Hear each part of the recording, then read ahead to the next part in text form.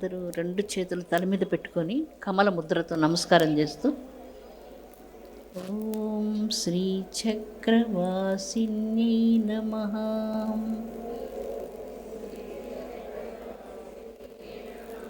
ఓం శ్రీ లలితాంబికాయై నమః.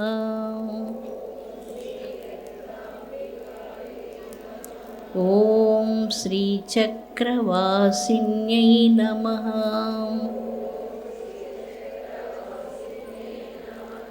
ఓం శ్రీ లలితాంబికాయై నమః.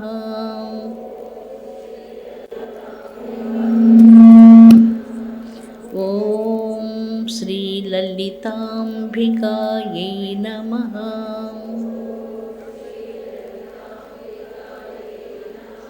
ఓం శాంతి శాంతి శాంతి.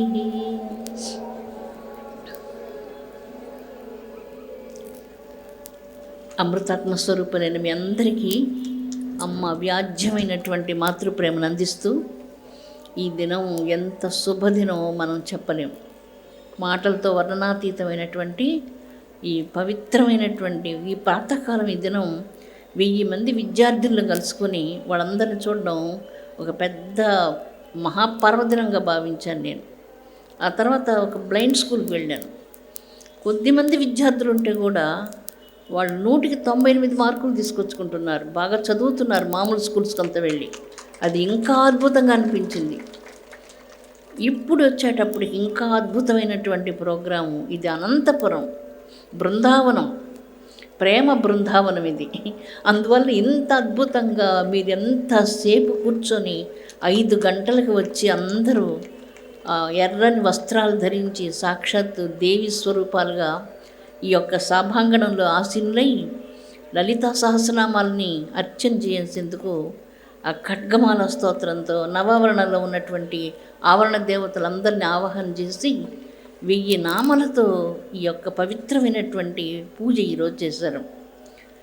లలితా సహస్రనామాల్లో అగస్త్య మహర్షులు వారికి చెప్తున్నారు, హయగ్రీవులు, ఎవరికైతే ఇది చివరి జన్మ అవుతుందో ఏమే చరమని జన్మంతో తదా లలితోపాస్తి తత్పర, అతనికి జన్మలో లలితా సహస్రనామాలు లభిస్తాయి.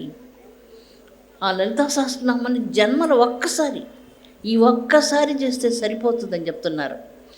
ఏమవుతుందంటే మోక్షమే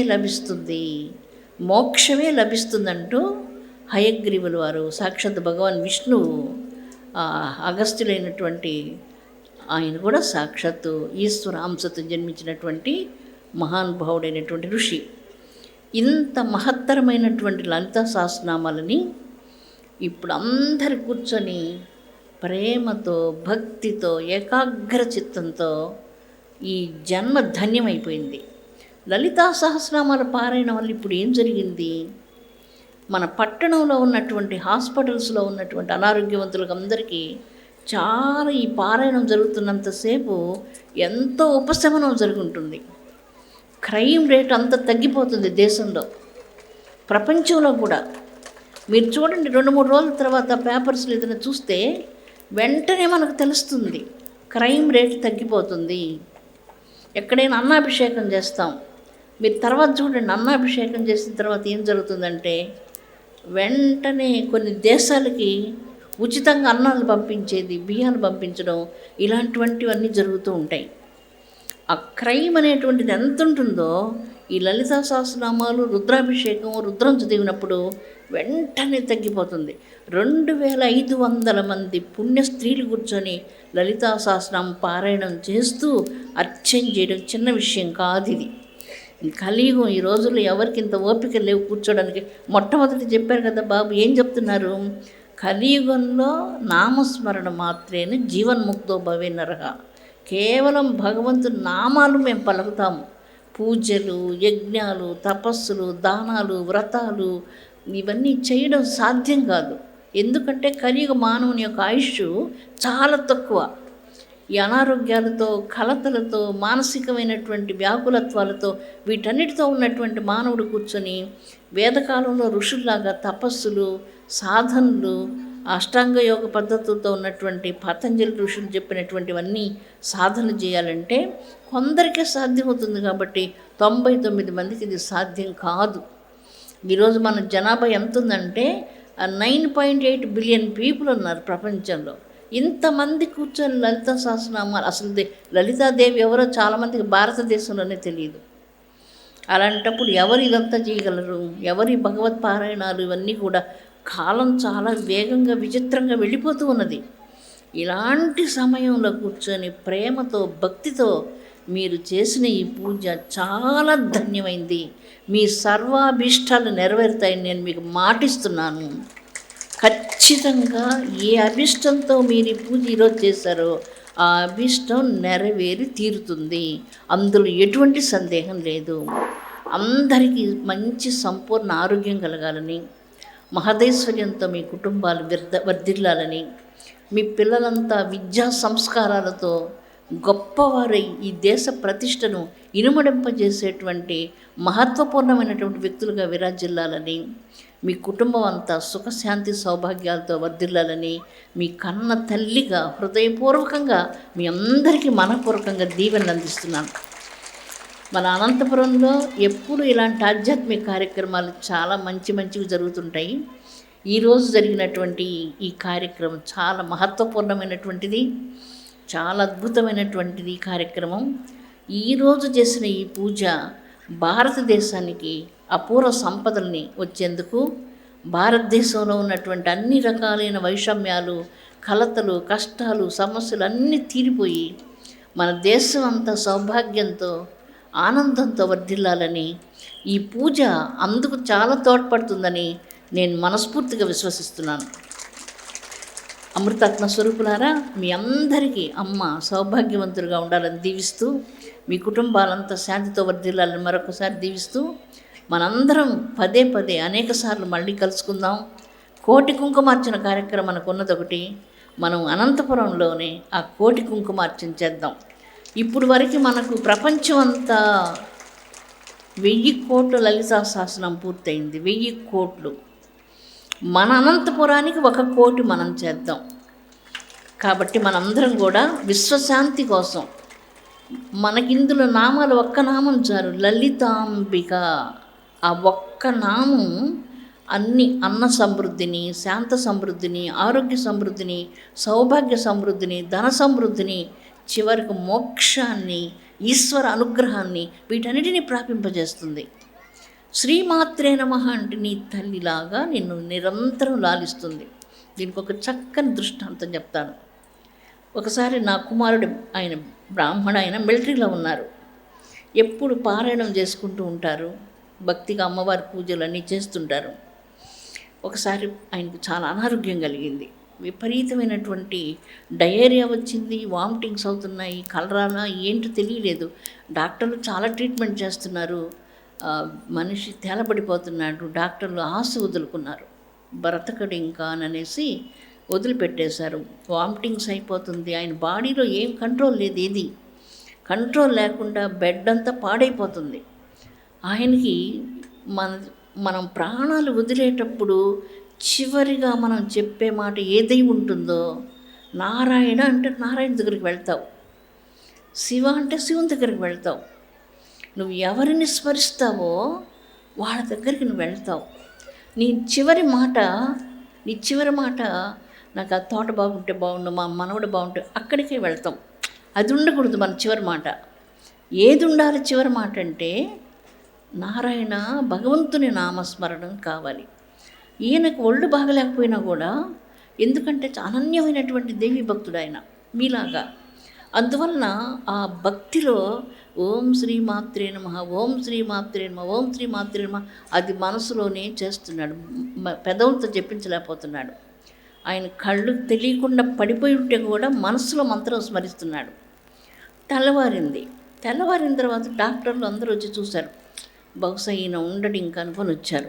వచ్చేటప్పుడు ఏమైందంటే ఆయన బెడ్ మీద కూర్చొని శుభ్రంగా చదువుకుంటున్నారు. ఏదో ఏంటి ఈయన చనిపోయి ఉంటాడు అనుకొని వచ్చారు వాళ్ళు. ఎవరండి బెడ్ మార్చిందని అడిగారు. రాత్రి మీరు పంపించిన ఆవిడ వచ్చి నా ఒళ్ళంతా తుడిచి నన్ను ఎత్తుకొని, ఆవిడ నన్ను చేతులతో ఎత్తుకొని ప్రక్కన పెట్టి బెడ్ అంతా మార్చి నా ఒళ్ళంతా తుడిచి నాకు అన్నీ తాగించి, నాకేదో మందులాంటి తాగించి నన్ను కూర్చోబెట్టి నేను రిలాక్స్ అయిపోయాను. నేను ఉదయం కూర్చొని టీ తాగుతూ న్యూస్ పేపర్ చదువుతున్నారు. నిన్న రాత్రి చచ్చిపోతాడని డాక్టర్ స్టేట్మెంట్ ఇస్తే ఉదయం కూర్చొని న్యూస్ పేపర్ చదువుకుంటున్నాడు. ఎవరు రాత్రి వచ్చిందని అడిగాడు. ఇది మిలిటరీ హాస్పిటలు, ఇక్కడ లేడీస్ ఎవరు లేరు, మేమంతా జెంట్సే ఉండిందని చెప్పారు. అయితే రాత్రి వచ్చినా ఎవరని అడుగుతున్నాడు ఆయన. ఎవరు వస్తారు రాత్రి? ఎవరు వచ్చారు రాత్రి? ఎవరు వస్తారు మీకోసం? మీ అమ్మ వస్తుంది. ఎవరు వస్తారండి మీకోసం? ఎవరైతే బాధ్యత, ఇందాక చెప్పాడు షడద్వాతి, 6 ఉంటాయి షడద్వాలంటే. ఈ 6 దాటాలి అమ్మ దగ్గరికి వెళ్ళాలంటే. కానీ అమ్మ అనంటే ఇవన్నీ అక్కర్లేదు. ఇవన్నీ దాటడానికి ఋషులకి, వేద పురుషులకి, యోగం చేసేవాళ్ళకి, ధ్యానం చేసేవాళ్ళకి, జ్ఞానం చేసేవాళ్ళకి కావాలి. నాకేమీ తెలియదు, నేను అమ్మ అంటానంటే నా మంత్రం, నో యంత్రం, నాకు మంత్రం, యంత్రం, తంత్రం, జ్ఞానం, భక్తి ఏమీ తెలీదు. నాకు అమ్మ అనేది ఒక్కటే తెలుసు అంటే బాధ్యత. అమ్మ అంటే ప్రేమ, అమ్మ అంటే బాధ్యత.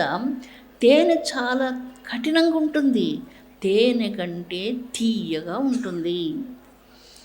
వెన్నెల చాలా వేడిగా ఉంటుంది, వెన్నెల కంటే చల్లగా ఉంటుంది. అక్కడ నువ్వు తప్పుడు మాటలు మాట్లాడినా కూడా తల్లిని నిన్ను ప్రేమిస్తూనే ఉంటుంది. అది తల్లి అంటే.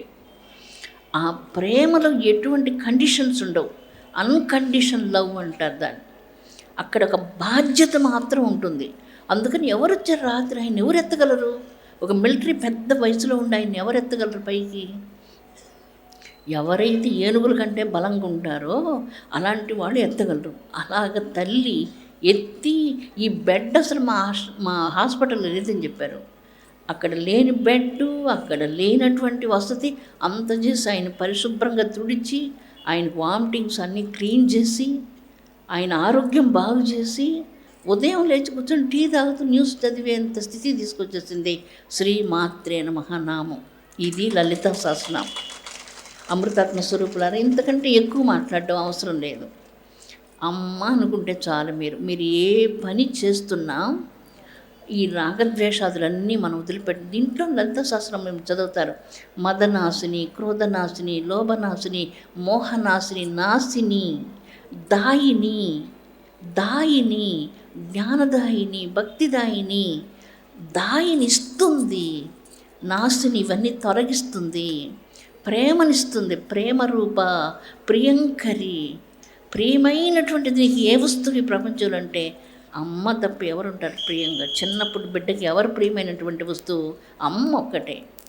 కాబట్టి ఇప్పుడు నువ్వు ఎంత పెద్దవాడువైనా అమ్మ వయసు ఎంత ఉంటుంది? కల్పాంతరాలు, యుగాంతరాలు, కోట్ల కోట్ల కోట్ల కోట్ల కల్పాలు. అంత పెద్ద వయసు ఉండే ముందర నీ వయసు 80-90 ఏళ్ళైనా చాలా చిన్నవాడివి, చాలా చిన్నదానివి. నువ్వు చాలా పెద్ద వయసులో ఉన్నటువంటి వ్యక్తివని కాదు. అందువలన అలాంటి అపరూపమైన నామాలను పలికే భాగ్యం నోరంత అమృతమైపోయింది. లలితా సహస్రనామాలు పలికినప్పుడు నోరు అమృతమైపోయింది. ఆ నోటితో కఠినమైన మాటలు మాట్లాడకూడదు, కఠినమైన మనసు ఉండకూడదు. ఎటువంటి పరిస్థితుల్లో కూడా కఠినత్వం. లలితాంబిక అంటే లాలిత్యంతో ఉండేటువంటిది. ఇందాక చాలా కమనీయమైనటువంటి పద్యాలు పాడుతున్నారు. కవిత్వం అంటే మీకు ఎంతమందికి ఇష్టమో నాకు తెలియదు, కానీ కవిత్వం అంటే నాకు చాలా ఇష్టం అండి. కవిత్వం చాలా అమృతంగా ఉంటుంది. ఒక్కొక్క పద్యం పాడుతూ ఆ రాగాలతో అలా చేస్తూ ఉంటే చెవుల్లో అమృతం పోసినట్లుంది. కాబట్టి లాలిత్యం అంటే ఇంకా లలితాదేవికి మించిన వాళ్ళు లేరు లాలిత్యంలో. అంత లలితమైన కోమలమైనటువంటి తల్లి. అందుకే బ్రహ్మాదులందరూ మణిద్వీపానికి వెళ్ళాలంటే వీలు పడదండి అని చెప్పారు. ఎందుకు వీలు పడదంటాడు బ్రహ్మ? సాధ్యం కాదు, మనం వెళ్ళలేము. వెళ్ళినా దర్శనం కాదు మనకి. మనం ఇక్కడ కూర్చొని అమ్మను ప్రార్థిస్తే వస్తుంది అని చెప్పి అప్పుడు వాళ్ళు మహాయాగం చేస్తారు. రహోయాగ క్రమారాజ్య రహస్తర్పణ తర్పిత తమను తాను అర్పించుకునేస్తారు హోమంలో. అమ్మవారి కోసం చిదగ్నికుండంలోంచి ఈ 3వ నేత్రంలోంచి ఈశ్వరుడు అగ్ని తీసి అగ్నిగుండం మరల్చి దాంట్లో నుంచి అన్ని ఆహుతులు సమర్పిస్తూ చిట్ట చివరికి తమను తాము సమర్పించుకుంటారంటే అహంకార సమర్పణ. అప్పుడు తల్లి ప్రాదుర్భవిస్తుంది, దేవకార్య సముజ్జత. అమృతాత్మస్వరూపులారా, మీరందరు ధన్యులు, చాలా అదృష్టవంతులు, కృతకృత్యులు, పెద్దల చేత శిక్షణ పడిసినటువంటి వారు. మీ తల్లిదండ్రులు మీకు ఎంతో నేర్చుకొని ప్రసాదించినటువంటి ఈ యొక్క మహాభక్తి వాడిచ్చిన భిక్ష. ఈరోజు మీ జీవితంలో మీరు ఏదైనా అనుభవిస్తున్నారంటే అది మీ తల్లిదండ్రులు మీకు ఇచ్చిన భిక్ష. మీరు దాన్ని మీ పిల్లలకి ఇవ్వాలి, వాళ్ళకి నేర్పించాలి. ఇది ఇలాగే ఈ దేశంలో నిరంతరం కొనసాగుతుండాలి, ఇది ఆగకూడదు. ఎందుకంటే ఇది పరమ పావనమైనటువంటి వేదభూమి. ఈ వేదభూమిలో మాతృనామాలు నిరంతరం అమృత ప్రవాహంలాగా అలాగా లహరి వెళుతూనే ఉండాలి. ఇది భూమినంతా మధువాత రుతాయతే మధు క్షరంతి సింధవ అంటారు. మధు మధు మధు అంటే సూర్యకిరణాలలో మధు ఉన్నది, మంత్రనాదంలో మధు ఉన్నది. ఈ భూమి మీద ఉన్న గాలంతా మధువుతో నిండి నదులతో ప్రవహిస్తూ సముద్రంలో చేరి సింధువులు కూడా అమృత స్వరూపమైపోయి అవి తిరిగి సూర్యకిరణాల చేత ఆవిరవుతూ మళ్ళీ వర్షం కురుస్తూ మధువి అంతటా ఉంది, మంత్రనాథం ఉంది. ఈరోజు లలితా సహస్రనామాలు మధువర్షాన్ని కురిపించి భూమినంతటిని అమృతమయం చేయాలని మనం అమ్మవారి పాదాలకు అందరూ భక్తితో నమస్కారం చేసుకోండి. ఒక్కసారి శిరస్సు మీద తామర మొగ్గలాగా చేతులు మొక్కలించండి. ఇలాగా నమస్కారం ముద్ర కాదు, తామర మొగ్గ. ఓం శ్రీ చక్రవాసిన్యై నమః. ఓం శ్రీ లలితాంబికాయై నమః.